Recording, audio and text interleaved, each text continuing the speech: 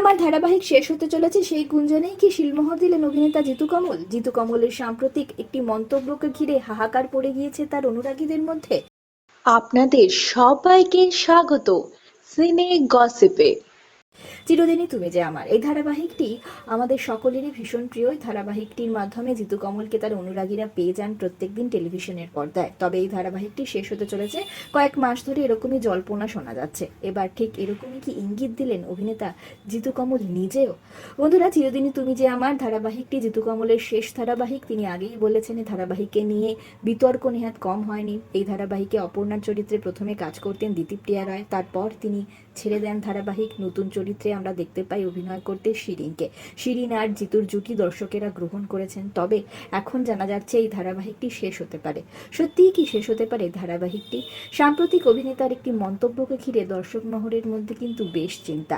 অভিনেতা জিতু কমল নিজের একটি ইউটিউব অডিও পডকাস্টে অনুরাগীদের সঙ্গে সরাসরি কথা বলেন, আর সেখানে কিছু বলেছেন তিনি। তাতে কিন্তু এরকমই ইঙ্গিত পাওয়া যাচ্ছে যে এই ধারাবাহিকটি খুব শীঘ্রই শেষ হতে পারে। বড়সড় ইঙ্গিত দিয়েছেন অভিনেতা জিতু কমল।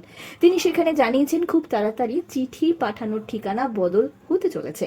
বদলে গিয়ে কোন নতুন ঠিকানায় রূপান্তরিত হচ্ছে সেটা খুব তাড়াতাড়ি সোশ্যাল মিডিয়ায় জানিয়ে দেবো। অভিনেতার এই বার্তার পরেই স্পষ্ট হয়ে গিয়েছে স্টুডিও পাড়ায় তার কাজ শেষ হতে চলেছে। চিঠি পাঠানো বলতে অভিনেতাকে তার অনুরাগীরা শুটিংয়ের সেটে কিংবা তার মেগা ধারাবাহিকের শুটিংয়ের সেটেই চিঠি পাঠিয়ে থাকতেন। চিঠি, উপহার, বিভিন্ন জিনিস তারা পাঠাতেন তাদের প্রিয় আর্যকে। তবে এইসব উপহার যে জিতু কমলের ভীষণ প্রিয় তাও তিনি জানিয়েছেন। তাহলে কি অভিনেতা এই কথাটির মাধ্যমে ইঙ্গিত দিলেন যে শেষ হতে চলেছে ধারাবাহিকের শুটিং, তাই তো তার ঠিকানাও এবার পাল্টে যাবে? পরিষ্কারভাবে জিতু কমল এ বিষয়ে কিছু না বললেও অনুরাগীরা আজ করেছেন।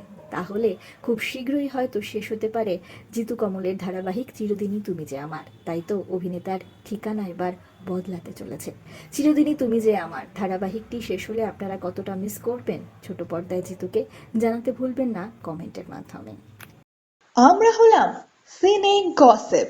জুড়ে থাকুন আমাদের সঙ্গে, সাবস্ক্রাইব করুন আমাদের এই ইউটিউব চ্যানেলটি।